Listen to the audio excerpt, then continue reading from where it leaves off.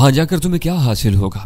वीरा बहस पर तुल गई थी। इसका अंदाजा तुम्हें वहां पहुंचकर होगा। यहाँ लोगों का मिजाज बन चुका है कि वो कुर्सी को सलाम करते हैं। ओहदे और इख्तियारात से महरूम शख्स से उसका साया भी अलग होने की कोशिश करता है। ये बात किसी के वहमो गुमान में भी नहीं आ सकेगी कि हम इतनी जल्दी अव्वल खान से दोबारा मिलने की कोशिश कर सकते हैं। हमारा हर दुश्मन तुम्हारी तरह सोच रहा होगा। तुम फोन पर भी इससे हमदर्दी का इजहार कर सकते थे। उसकी आवाज शिकस्त खोरदा सी होगी। वो दफ्तर से बेदखल किया जा चुका है। घर का फोन कट चुका है। वो रहता कहाँ है? वीरा मेरी जिद के आगे हथियार डालने पर मजबूर नजर आने लगी। शायद तुम इस इलाके से वाकिफ न हो। वो जमशेद रोड कहलाता है। टिपू सुल्तान रोड से शहीद मिल्लत रोड और फिर जेल रोड से होकर हम जमशेद रोड पर आ गए। वहां होटल, कैबन और ठेले आबाद थे। सड़क के दाएं बाएं जानिब बसों से लेकर टैक्सियों तक भांत भांत की गाड़ियां जेर मुरम्मत थी। इन गाड़ियों के फाजिल पुर्जों की दुकान भी खुली हुई थी। यूं मालूम हो रहा था जैसे सड़क और फुटपाथों पर कायम इन राहगीरों में सारा काम ही रात को होता है। कुछ आगे जाकर मैंने गाड़ी बाएं चानब मोड़ ली। अंदर मुतवस्सित तबके की आबादी नजर आ रही थी। मकान बहुत छोटे हैं। शायद ये निचले मुतवस्सित तबके की आबादी है। वीरा बोली, या अमेरिका की तरह तबकात में कोई तबकाती इम्तियाज नहीं है। मुतवस्सित तबका सिर्फ मुतवस्सित तबका होता है। इसमें निचले, दरमियानी और बालाई मुतवस्सित की तकसीम नहीं होती। यह अंदाजा मुझे भी है। हमारी मुआशरती तकसीम के एतबार से यहाँ के बेशतर उमरा अपर मिडिल क्लास से ताल्लुक रखते हैं। हकीकी अपर क्लास पाकिस्तान भर में मुश्किल से चंद सौ खानदान पर मुश्तमिल होगी। वीरा का मुशाहिदा हर जगह गहरा साबित होता था। आम लोगों की समझ में न आने वाली बात वो बहुत आसानी से कह जाती थी। मेरा दिल चाहा कि उसे बताऊं कि यही चंद सौ खानदान चेहरे बदलकर मुल्क के इक्तदार और सारे वसाइल पर काबिज है, जिसे और जितना चाहते हैं नवाजते हैं, जिससे हम भरम हो जाते हैं। इस पर 2 वक्त की रोजी के दरवाजे भी बंद कर देते हैं। लेकिन वो सियासी बातें थी। मैं वीरा से सियासत पर बात करने से हमेशा गुरेज करता था, क्योंकि ऐसे मौजूआत पर वो बाल की खाल निकालने में माहिर थी। मेरी जुबान से कमजोरियों का इंकिशाफ सुनकर वो फौरी तौर पर मेरी इनफरादी अफाल और किरदार के बखिए उधेड़ने शुरू कर देती। जहन पर जरा सा जोर देने के बाद मैं एक ऐसी गली में पहुंच गया जहां मकानात मुख्तसर मगर साफ सुथरे थे। किसी भी मकान का दरवाजा इतना बड़ा नहीं था कि उसमें से कोई कार गुजर कर अंदर जा सके। वैसे भी इन घरों में गाड़ियां पालने की कोई गुंजाइश नहीं थी। जिन लोगों ने जरूरियात के तहत गाड़ियां रखी हुई थी उन्होंने भी पार्किंग का बंदोबस्त बाहर ही किया हुआ था। मैंने गाड़ी गली के आखिरी सिरे से गुजार कर किनारे से लगा दी और कहा, तुम लोग यहीं ठहरो, पहले मैं उससे मिलकर आता हूँ। मेरी इस तजवीज पर किसी ने कोई एतराज नहीं किया। गाड़ी से उतरते हुए मैंने उन 3 लड़कों को देख लिया जो अंधेरे में किसी बंद मकान की सीढ़ियों पर बैठे हुए पूरी तरह हमारी तरफ मुतवज्जा थे। जो ही मैं गाड़ी से उतरकर गली में घूमा, उनमें से एक सेहतमंद लड़का तकरीबन दौड़ता हुआ मेरे पास आ पहुंचा और इश्तबा अमीज नजरों से मेरा जायजा लेते हुए पूछा कि मैं वहां किसे तलाश करता फिर रहा था। अव्वल खान का नाम सुनकर उसकी आंखों से तशवीश के साए गायब हो गए और वो मुझे अपने साथ लेकर आगे चल पड़ा। वो मुआज़रत खाना अंदाज में मुझे बता रहा था कि शहर में जराइम में इजाफा हो जाने की वजह से वो लोग अपनी मदद आप के तहत महल्लों में आने वाले अजनबियों की देखभाल करते रहते थे, जिसकी वजह से वो इलाका हर किस्म के जराइम से महफूज था। वो दूर ही से अव्वल खान के दरवाजे की निशानदेही करके लौट गया। मैं दरवाजे पर पहुंचकर घंटी बजाई तो अंदर से अव्वल खान की जानी पहचानी आवाज सुनाई थी, कौन है? 1 मिनट ठहरो, मैं अभी आता हूँ। मैंने दनिस्ता जवाब नहीं दिया। मैं ऊंची आवाज में अपना नाम इस्तेमाल नहीं कर सकता था। अव्वल खान वाकई 1 मिनट में दरवाजे पर आ गया और मुझे अपने रूबरू देखकर भौंच कर रह गया। चंद सानियों बाद वो अपनी हैरत पर काबू पाने में कामयाब हुआ तो बाजू फैलाकर वालियाना अंदाज में मुझसे बगल गिर हो गया और तकरीबन भराई हुई आवाज में बोला, तुम बहुत जिद्दी हो। मैंने तुम्हें मना किया था लेकिन तुम बाज नहीं आए। तुमने यहाँ आकर बहुत बड़ा खतरा मोल लिया है। बाकी लोग कहाँ हैं? वो कोने पर गाड़ी में बैठे हुए हैं। हम लोग ज्यादा देर नहीं रुकेंगे। मेरी पूरी बात होने से पहले ही वो बरस पड़ा। वो गाड़ी में क्या कर रहे हैं? उन्हें भी साथ लाते। अब मैं तुम्हें नहीं जाने दूंगा। तुम लोग पहली बार आए हो, वापसी मेरी मर्जी से होगी। ये मेरा मोहल्ला है। मैं देखूंगा कि यहाँ कौन माई का लाल तुम्हारा बाल भी बिका करता है।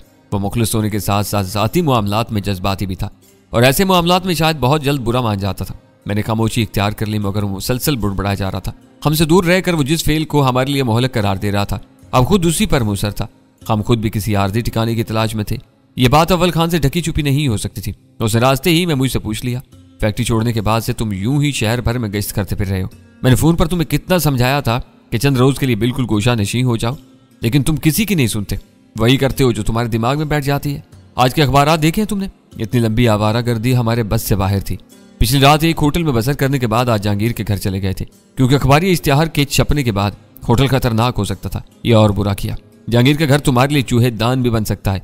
बिल्कुल यही हुआ।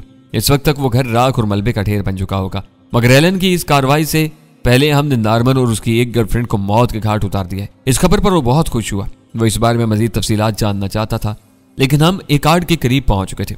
उसे देखकर तीनों नीचे उतर आए। अव्वल खान पुरतपाक अंदाज में उनका इस्तकबाल करने लगा। सुल्तान शाह को उसने अपने सीने से लगा लिया था। हमारे हथियार निशिस्तों के नीचे महफूज थे। मैंने डिक्की में से रुकूम और जेवरात की पोटलियां निकलवा ली। अव्वल खान की हदायत पर गाड़ी की डिक्की में से पैराशूट कलात का हल्का कवर निकाल कर गाड़ी पर बांध दिया गया। अव्वल खान ने इशारे से लड़कों को अपने करीब बुलाकर गाड़ी की हिफाजत की हदायत की। इन तीनों ने नहायत सादतमंदी से उसे बेफिक्र हो जाने का मशवरा दिया और अव्वल खान हम चारों को अपने साथ लेकर घर की तरफ वापस चल पड़ा। इस वक्त उसका चेहरा सच्ची खुशी से दमक रहा था। गाड़ी पर कपड़ा मैंने जानबूझकर बनवाया है। चलते चलते उसने मेरे करीब होकर सरगोशी में कहा, पता नहीं तुम्हारी गाड़ी का अंदर से क्या हाल हो। इन नौजवान लड़कों में ताक झांक और तजस्सुस की आदत होती है। खुली हुई गाड़ी में किस किस को रोका जाता है। वो कपड़ा उठाकर भी अपने तजस्सुस दूर करने की कोशिश कर सकते हैं। ये सब सरकश और मुंह पट जरूर है, मगर मोहल्ले में शराफत से रहते हैं। कपड़ा खुद चढ़ा दिए जाने के बाद कोई इसे नहीं छेड़ेगा। छोटी आबादियों में मेल जोल और शनासाई के बहुत फायदे होते हैं। सारे मोहल्लेदार एक बड़े मगर ढीले ढाले कुंबे की तरह रहते हैं और दुख सुख में एक दूसरे के काम आते हैं।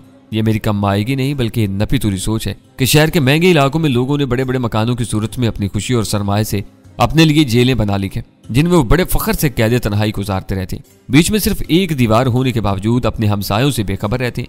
सारे दुख अपनी अकेली जात पर झीलते हैं और सुख की घड़ी आए तो शहर भर में ऐसों को ढूंढते फिरते हैं जो इनकी खुशी पर अपनी सच्ची खुशी का इजहार कर सकें। इन्हें हजारों की भीड़ जमा करके भी ऐसे चंद लोग नहीं मिलते। वो सरहद का मासूम और सादा लू अव्वल खान नहीं, उसका बरसों का ठोस तजर्बा बोल रहा था। वो साफ सीधे और सच्चे अल्फाज में एक ही मुआशरे के दो रुखों की तस्वीर कशी कर रहा था। वो अपने घर के खुले हुए दरवाजे पर रुके बगैर अंदर घुसता चला गया। साथ ही हम चारों को भी अपने पीछे चले आने की तलकीन कर रहा था। मेरे लिए वो तरीका नामुनासिब था। अव्वल खान से हमारी लाख दोस्ती और बेतकल्लफी से ही उसकी बीवी के साथ हम अजनबी थे। पता नहीं अंदर वो अपने बच्चों के साथ किस तरह लेटी बैठी हुई थी। मैंने बाहर रुककर गजाला और वीरा को आगे बढ़ने का इशारा किया। मैं सबसे आखिर में अंदर दाखिल हुआ और दरवाजा बंद करके मुख्तसर से बरामदे से होता हुआ उस दरवाजे में दाखिल हो गया जिसमें वो पूरा जुलूस गायब हुआ था। अंदर कदम रखते ही मेरी तबीयत खुश होगी। वो मेहमानदारी के लिए इस्तेमाल होने वाला मुख्तसर मगर साफ सुथरा कमरा था। फर्श के वस्त में पुराना मगर घर से महफूज कालीन पड़ा हुआ था। सोफे और कुर्सियों के अलावा एक तख्त भी मौजूद था जिस पर तकिए के साथ कोई खुली हुई किताब उल्टी रखी हुई थी। शायद हमारे पहुंचने से पहले अव्वल खान वहां लेटा कुछ पढ़ रहा था। मैं सुल्तान शाह के साथ वहीं रुक गया। पोटलियां मेज पर रख दी गईं। अव्वल खान गजाला और वीरा को लेकर दूसरी तरफ दरवाजे से बाहर निकल गया। अंदर से अव्वल खान की रोबदार आवाज के साथ ही खुलूस, हैरत और मुसर्रत में डूबी हुई निस्वानी आवाजें सुनाई देने लगी। शहद जैसी मिठास, लोच और नरमाहट वाली धीमी आवाज शायद अव्वल खान की बीवी की थी, जो एक बेटे और दो बेटियों की मां बनने के बावजूद अपनी पुरकशिश आवाज की बिना पर एक लड़की ही मालूम हो रही थी। उसके मुकाबले में वीरा की आवाज में पुख्तगी रची हुई थी। इन लोगों को एक दूसरे से रोशनास कराने के बाद अव्वल खान किसी शर्मसारी के बगैर खुशी से खिलता हुआ हमारे कमरे में लौटा और बेतकल्फी से मेरे बराबर में बैठते हुए बोला, ये है मेरा गरीब खाना। यहाँ कुल 4 कमरे हैं। एक कमरे में मेरे बाल बच्चे सोते हैं, ये मर्दाना या ये मेरा डेरा समझ लो। मैं यहीं तख्त पर सोता हूँ। 2 कमरे तुम लोगों के लिए हाजिर हैं। मेरे घर में मसहरियाँ नहीं बल्कि बान की चारपाइयाँ और गद्दे मौजूद हैं। मगर पहले ये बताओ कि आमलेट बनवाऊँ या बाहर से खाना लाऊं? हम शिकम शेर होकर आए हैं। मैं नदामत भर लहजा में कहा, अगर मुझे इल्म होता कि तुम इतने तकल्लुफ से काम लोगे तो मैं इधर का रुख ही नहीं करता। ये वक्त खातर मदारत का नहीं, जरूरी बातों का है। बरसों से जरूरी बातें चल रही हैं, वो भी हो जाएंगी, लेकिन पहले तुम्हें कुछ खाना पीना होगा। ये मुमकिन ही नहीं है कि पठान के घर आया हुआ दोस्त खाने से इनकार करे। तुम्हें मालूम है कि हम अपने मेहमान की तवाज़े दूसरों के सपुर्द करने के बजाय मेहमान को मारकर उसका मज़ार बनाने को तरजीह देते हैं। इस हकायत का हवाला देते हुए वो फराग दिली से हंसा और अपनी बात चरखते हुए बोला, मुझ पर कराची के पानी का असर है। अभी नरमी से तुम्हारी मर्जी पूछ रहा हूँ। ज्यादा टाल मटोल करोगे तो मेरा गुस्सा उद कराएगा और तुमको वही खाना पड़ेगा जो मैं घर में हाजिर करूंगा। कराची का पानी भी अव्वल खान को एक खास हद से ज्यादा चालाकी नहीं सिखा सका। आखिरी शर्त पेश करके वो खुद ही फंस गया था।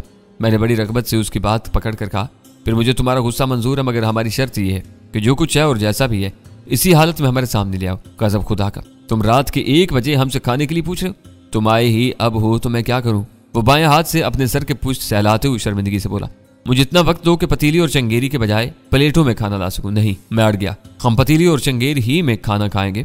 वीरा को शिंगारियों का खाने पीने का अंदाज बहुत अच्छा और खालिस मर्दाना लगता था। वो भी लुत्फअंदोज होगी। अव्वल खान ने सर झुकाकर अपनी जगह छोड़ दी। दोस्तों की खातिर मुझे सब कुछ मंजूर है। अव्वल खान की बीवी के कान शायद इन मुकालमात पर लगे हुए थे। अंदर से फौरन ही भुने हुए गोश्त के गर्म होने की इश्तिहा अंगेज खुशबू आने लगी। मैं सुल्तान शाह को आंख मारकर मुस्कुराने लगा। आनंद फानन में अव्वल खान एक बड़ी सी थाली में भाप उड़ाती हुई हांडी लिया। कलई की हुई तांबे की पतीली वाली भुने हुए मसालेदार गोश्त से भरी हुई थी। रोटियां रंगदार तिनकों से बनी हुई ढकने वाली चंगेरी में महफूज थी। खाली जगहों में 5 गिलास सजे हुए थे। इतना सालन होते हुए भी तुम आमलेट वगैरह की सोच रहे थे? ये हमारा सुबह का नाश्ता है, वो बेहंगम हंसी के साथ बोला। हम नाश्ते में रोटी सालन खाते हैं। जो रात के खाने के साथ बना कर रख दिया जाता है। इससे तुम चारों का क्या भला होगा। खाने की इस दुर्गत पर गजाला और वीरा भी अंदर से खिलखिलाती हुई वहीं आ गई। मेरी मुतजस्सिस नजरों को अंदरूनी दरवाजे की तरफ निगरान देखकर अव्वल खान खुद बखुद बोल पड़ा, मेरी औरत को माफ कर दो। मौलवी की बेटी और पर्दे की सख्त पाबंद है। 3 बच्चों की माँ होकर भी वो मेरे चच्चाजादों के सामने नहीं आती। इस मामले में वो किसी की नहीं सुनती, लेकिन वसाकता से तो भाभी पढ़ी लिखी और मॉडर्न लगती है। गजाला बोली, अरे बाबा यही तो रोना है, साइंस ग्रेजुएट है, सराना कॉलेज की पढ़ी हुई है, फिर मुआफी है। मैंने रोटी संभालते हुए कहा, पढ़ी लिखी औरत कोई फैसला करती है तो सोच समझ कर करती है, उसे इस पर अमल करने की आज़ादी होनी चाहिए। अव्वल खान की कुछ खुराकी की वजह से वो पतीली खासी बड़ी थी, मगर उसका खोलता हुआ दहाना तंग था। बाहर निकले हुए मखरूती पेट और उल्टे हुए तवे जैसे पैंदे का वो बर्तन बहुत कम घरों में देखने में आता था। यह शायद मैं एक तवील अरसे से मुतवस्सित घरों से दूर था कि मुझे चांदी की तरह चमकती हुई वो पतीली बहुत खुशनुमा लग रही थी। अब तुम नाश्ते में क्या करोगे? मैंने खाने से लुत्फ अंदोज होते पूछा। डबल रोटी से परहेज नहीं है, लेकिन डबल रोटी का नाश्ता ज्यादा देर तक साथ नहीं देता। मैदा खाली होते ही खोपड़ी सुलगने लगती है, जिसका नतीजा बदहवासियों की सूरत में निकलता है। उसने बेतकल्फी से बताया, खाने के मामले में पहाड़ों के बासी बहुत शौकीन है। इसीलिए मुझे ख्याल आया कि अव्वल खान की बीवी बापर्दा खातून थी, मगर उसके बच्चे कहाँ थे? इस ज़मन में अव्वल खान को किसी वजाहत की जरूरत पेश नहीं आई। वीरा ने बताया कि तीनों खूबसूरत बच्चे बेखबर होकर गहरी नींद सो रहे थे। आने वालों की मिली जुली आवाजें भी उनकी नींद में खलल नहीं डाल सकी थी। भुना हुआ सालन इस कदर लजीज था कि चंगेरी खाली होने के साथ पतीली भी अंदर से इसी तरह चमकने लगी जैसे बाहर से चमक रही थी। अव्वल खान की बीवी ने दरवाजे की ओर से ठंडे पानी का जग थमाया तो अव्वल खान ने हम लोगों के भूखे रह जाने का शिकवा किया। अंदर से कोई जवाब आने से पहले ही हम सब बोल पड़े। हमने इतना खाना खा लिया था कि पानी पीने की भी अब गुंजाइश नहीं रही। गजाला खाने के मुख्तसर से बर्तन समेट कर अंदर ले गई तो वीरा भी उसके साथ थी। तुमने इतना मुर्गन खाना खिला दिया है कि अब यहीं सो जाने को जी चाह रहा है। सुल्तान शाह ने अपने पेट पर हाथ फेरते हुए कसलमंदी से कहा, फिक्र मत करो, जितनी देर में तुमने खाना खाया है अंदर 4 बिस्तरों का बंदोबस्त हो चुका होगा। यह एहतमाम हमें महंगा पड़ जाएगा। मैंने लज्जा कर कहा, हम हर कीमत पर रात के अंधेरे में ही यहाँ से निकल जाना चाहते हैं। उजाले की दुश्वारियों का तुम खूब अंदाजा कर सकते हो, फिर रात के नहीं सुबह के अंधेरे की बात करो। फजर की अजान के वक्त काफी अंधेरा होता है। आए हो तो अब मेरे साथ भी कुछ वक्त गुजार कर जाओ, तुमसे तो बहुत कुछ मालूम करना है। पहले ये 2 पोटलियां अंदर पहुंचा दो। मैंने मेज की तरफ इशारा करके कहा, इसमें जहांगीर की अमानतें हैं, मौका महल पैदा हो जाए तो खुद ही इसके हवाले कर देना। दूसरी पोटली में हमारे डॉलर हैं, इन पर तुम्हारा भी बराबर का हक है, इसमें से जो चाहो ले सकते हो। तुम्हारी मेहरबानी का शुक्रिया। अव्वल खान के चेहरे पर जलजले के आसार उभरने लगे। अभी मैं सिर्फ माजूल हुआ हूँ, मफलूज हो जाऊंगा तो दोस्तों के सामने हाथ भी दराज कर लूंगा। इस वक्त तुम्हारी अमानत भी मेरे पास यूं की तू रहेगी, मगर इतना बता दूं कि इतने बड़े खजाने के लिए मेरा छोटा सा घर गैर महफूज है। इन अमानतों के साथ कुछ हो गया तो मैं तुम्हें मुंह नहीं दिखा सकूंगा। पहली फुर्सत में ये तमाम असासे किसी बैंक के लाकर में महफूज करा देना। मुझे यकीन है कि ये दिन ज्यादा देर तक बाकी नहीं रहेंगे। मैं तुम्हें जल्दी ही इस जिम्मेदारी से सुखदोश कर दूंगा। ये सबसे बेहतर है कि वो खुश हो गया। दोनों पोटलियां खासी वजनी थी। अव्वल खान उन्हें अपने सीने से लगाकर अंदर ले गया। मेरे सर पर से एक बहुत बड़ा बोझ उतर चुका था। ये कहो कि माल महफूज करने के लिए तुम यहाँ आए थे। इसके चले जाने पर सुल्तान शाह ने दबी दबी आवाज में कहा, इस मसले का इससे बेहतर हल नहीं हो सकता था ये सिलसिला। मैंने तेज नजरों से उसे घूरा और वो बौखलाकर फौरन ही खामोश हो गया। अव्वल खान कई मिनट बाद वापस लौटा और आते ही उसने हमारी कहानी सुनने की फरमाइश कर दी। मुझे तमाम वाकयात का खुलासा पहले ही बता चुका था। उसके मुतालबे पर मैंने तफसीलात बयान करनी शुरू कर दी। मेरी कहानी और अव्वल खान के जाबजा सवालात का सिलसिला जारी था कि वीरा 3 कपों में चाय ले आई और फौरन ही अंदर लौट गई। मैंने उससे कह दिया था कि अगर वो दोनों सस्ताना चाहें तो कुछ देर के लिए बिस्तर पर दराज हो जाएं, क्योंकि हमें वहां से सूरज तलू होने से पहले रवाना होना था। चाय नोशी के दौरान भी मेरी कहानी जारी रही। अव्वल खान के लिए वो सारी तफसीलात हैरान कुन थी। वो सोच भी नहीं सका था कि उसकी माजूली से इतनी कलील मुद्दत में वाकयात इतनी तेजी से आगे बढ़े होंगे। आखिर में जब उसने एलन के अव्वलीन सुराग के बारे में गजाला की कामयाबी की तफसील सुनी तो उसे कहना पड़ा कि वो किसी की कारगुजारी से ज्यादा तकदीर का शोबदा था। कातबे तकदीर जब किसी का साथ देने का फैसला कर ले तो ऐसे ऐसे वाकयात रूनमा होने लगते हैं कि अकल शजर रह जाती है। उसे तलाश करके तुमने जहन्नुम वासिल कर दिया तो समझ लो कि तुम्हारे मौजूदा मसाइब तकरीबन खत्म हो जाएंगे। इस मरदूद ने खेल में शामिल होते ही हमारे सारे हरीफों को जरूरत से ज्यादा फाल कर दिया है। इसकी मौत के बाद वो सब सहराई ऊंटों की तरह मुंह उठाकर मुखालफाना हवाओं को सूंघते रह जाएंगे और इनके पल्ले कुछ भी नहीं पड़ सकेगा। उसने पुरजोश लहजे में कहा, मेरा भी यही इरादा है। मैंने बराह रास्त उसकी रोशन आंखों में झांकते हुए कहा, मेरे और वीरा के बारे में इनामी इश्तिहार छपने के बाद हम मुश्किलात में पड़ गए हैं। एलन और पीटर हमारे बकिया दोनों साथियों को भी अच्छी तरह पहचानते हैं। मैं चाहता हूं कि इस मरहले पर तुम हमारी मदद करो। मेरी आखिरी फिक्र पर अव्वल खान की आंखों में गहरा इस्तराब उमड़ा। वो फौरन ही मेरी बात का कोई जवाब नहीं दे पाया। चंद सानियों बाद वो बोला तो उसकी आवाज कमजोर और लहजा मुदाफाना था। मैं दिलो जान से तुम्हारी कामयाबी का ख्वाहिशमंद हूं, लेकिन मैं फोर्स के डिसिप्लिन से मजबूर हूँ। तमाम तरजुबानी हमदर्दियों के बावजूद मैं अमली तौर पर तुम्हारी कोई मदद नहीं कर सकता। तुम किस फोर्स के डिसिप्लिन की बात कर रहे हो? मैंने हैरत से पूछा। वही जिसका मैंने अब तक नमक खाया है, स्पेशल टास्क फोर्स STF के डिसिप्लिन से तुम्हारा क्या वास्ता? तुम तो माजूल किए जा चुके हो। माजूल हो जाने के बावजूद मैं उसका पाबंद हूँ। जिंदगी भर ऐसी किसी सरगर्मी ही में हिस्सा नहीं ले सकता जिसका असर STF के दायरा कार में आने वाले मामलात पर पड़ता हो। कौन देखने आ रहा है कि तुम क्या करते फिर रहे हो? तुम तो संगीन खतरात की वजह से हमें भी खुद से दूर रहने का मशवरा दे रहे थे, लेकिन तुम देख लो कि हम आज इकट्ठे बैठे हैं और दूर दूर तक कोई खतरा नहीं है। अपने ओहाम का कैदी बनने के बजाय अब STF के शहर से बाहर निकलने की कोशिश करो। यह मुश्किल है। मैंने जिस डिसिप्लिन की पासदारी का हल्फ उठाया था उसे तोड़ नहीं सकता। फोर्स में सारा जोर डिसिप्लिन पर है। इसे इनहराफ करने वालों को लर्जाखेज सजाएं दी जाती हैं। मैं इसे मुनहरफ होने का तसव्वुर भी नहीं कर सकता। तुम खुद सोचो कि एक ऐसी मजबूत फोर्स जिसके हर अहलकार को अपनी स्वाबदीद पर किसी भी जिंदगी या मौत का फैसला करने का इख्तियार हो, डिसिप्लिन के बगैर कैसे चल सकती है? वहां स्वाबदीद को ऊपर वालों के अहकाम लगाम देते हैं। ऊपर वाले स्याह को सफेद और सफेद को स्याह कह दें तो इसे तस्लीम करना पड़ता है। यही फोर्स की कामयाबी और इस्तेहकाम की कलीद है। फोर्स में किसी के इंतखाब की पहली और सबसे कड़ी शर्त यही होती है। एक तवील मुद्दत तक इन ज़ाब्तों का पाबंद रहने की वजह से मैं इस सांचे में ढल चुका हूँ। एलन के मामले में फोर्स पूरी तरह दिलचस्पी ले रही है। मैं ऊपर वालों की मजबूरियों से लाइल हूँ, मगर मुझे जो हुक्म मिल चुका है वो अटल है। मैं इस पर कायम रहूंगा। तुम अपने असूल पर इतनी सख्ती से डटे हो तो मुझे पेशावर वाले महराब खान के फोन नंबर दे दो। वो भी एक शानदार आदमी है, हो सकता है वो हमारे लिए कोई राह निकाल सके। कराची की कमांड तोड़ी जा चुकी है। अब वो डायरेक्टर जनरल की इजाजत के बगैर स्टेशन 4 की हदूद में कोई दिलचस्पी नहीं ले सकेगा। मैं तुम्हें उसका नंबर नहीं दे सकता। वैसे भी वो आजकल अपने घर वालों से मिलने के लिए छुट्टी पर शाहदादपुर आया हुआ है।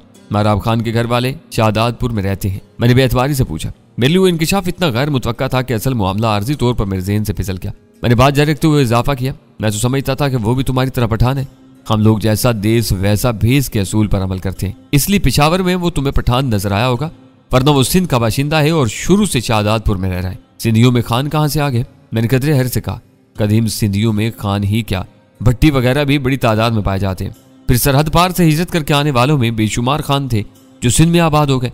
उसकी वजाहत जामे थी। मैं उर्दू बोलने वाले कई ऐसे लोगों से वाकिफ था जो पश्तो का एक लफ्ज भी न जानने के बावजूद खुद को फखरिया खान कहते थे। वो होगा कोई। मैंने वो ख्याल भी अपने जहन से झटकते हुए कहा। जब वो मेरा साथ नहीं दे सकेगा तो उसके बारे में सोचना फजूल है। मुझे ये जानकर दुख हुआ है कि तुम अपने असूलों को दोस्ती से भी ज्यादा अहमियत देते हो। इस बात पर तुम्हें दुख के बजाय खुशी होनी चाहिए थी। ये जरूरी नहीं कि हर असूल दुरुस्त ही हो, लेकिन जो असूल इख्तियार किया जाए उस पर कायम रहना चाहिए। इस तरह हर तरफ इस्तेहकाम होता है। हमारा अलमिया यही है कि हमारे यहाँ असूलों का कोई एहतराम नहीं है। असूल बनाने वाले सबसे पहले खुद इस असूल की खिलाफ वर्जी करते हैं। तुम्हें खुशी होनी चाहिए कि ऐसे गंदे दौर में भी STF वाले जवानों को असूल परस्ती की भट्टी से गुजार कर कुंदन बनाते हैं। आगे चलकर मुआशरे में फैले हुए ऐसे लोग कौम का असासा साबित हो सकते हैं। अगर तुम एलन के खिलाफ कुछ नहीं कर सकते तो मेरी मदद तो कर सकते हो या इससे भी मुआवजत कर लोगे। मैंने उसकी जिद के सामने बेबस होकर कहा। STF ने अभी तक तुम्हारी खिदमात का एतराफ ही किया है। तुम पर हाथ डालने की कोशिश नहीं की। यही वजह है कि तुम मेरे अजीज दोस्त हो। मैं तुम्हारी हर खिदमत के लिए तैयार हूँ। मुझे ऐसे किसी अफसर का नाम, पता और फोन नंबर वगैरह दे दो जो आड़े वक्त में तेजी से हमारे काम आ सके। तुम्हारी माजूली के बाद हम खुद को हर लम्हे कानून की तेज धारी पर महसूस करते हैं। ऐसी किसी जरूरत के लिए मैं तुम्हें गुल जमान का पता वगैरह लिख कर दे दूंगा। वो खफीफ सी मानी के मुस्कुराहट के साथ बोला। वो सेक्रेटरी के रुतबे का बारसूख अफसर है। तुम बर्ड का हवाला देकर अपना नाम बताओगे तो वो आधी रात को भी तुम्हारी बात पर ध्यान देगा। जाती तौर पर तुम्हारे नादीदा मदाहों की सफ में शामिल है। मेरे नादीदा मदाह कहाँ से पैदा हो गए और ये बर्ड क्या बला है? तुम बहुत चालाक हो। अव्वल खान एक गहरा सांस लेकर बोला। तुम्हारी मालूमात के लिए मैं बता दूं कि गुल जमान STF का नहीं, सिविल सर्विस का आदमी है।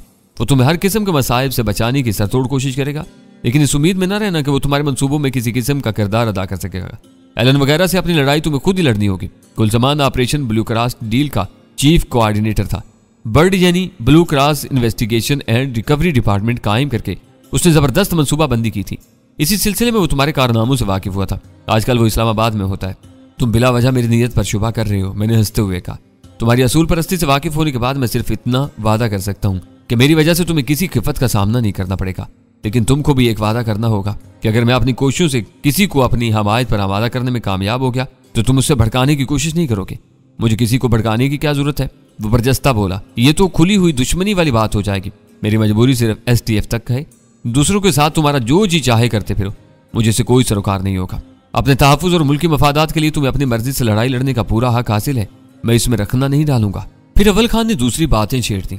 हम लोगों के आ जाने से उसका हौसला बहुत बुलंद हो गया था। मैंने महसूस किया कि बहुत ज्यादा मजहबी रुझान का हामिल न होने के बावजूद वो तवक्कल और कनात पर भरोसा करने वाला आदमी था।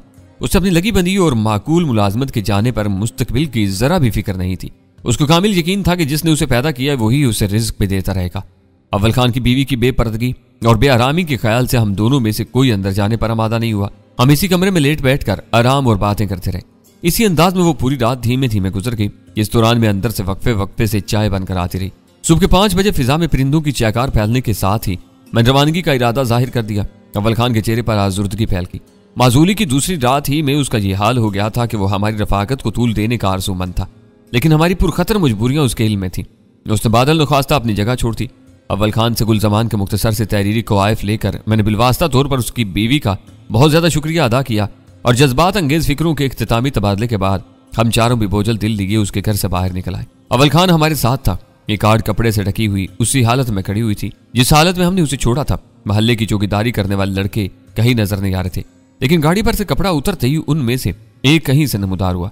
ऊंची आवाज में सबको सलाम करके उसने अव्वल खान से अपनी कारकर्दगी पर उसका रद्द-ए-अमल दरियाफ्त किया और हम सब की तरफ से इत्मीनान और शुक्रिया के इजहार के बाद आगे चल दिया। शायद रात गुजरने के साथ साथ तीनों में से सिर्फ वही बाकी रह गया था। अव्वल खान को गर्मजोशी से अलविदा कहकर हम चारों गाड़ी में सवार हो गए। उसने मुझे बताया कि मैं उसकी गली में दाखिल हुए बगैर किसी कुशादा रास्ते से मेन रोड पर निकल सकता था और फिर गाड़ी हरकत में आकी। जब तक मैंने एक मोड़ नहीं काटा अव्वल खान वहीं खड़ा हाथ हिलाता रहा।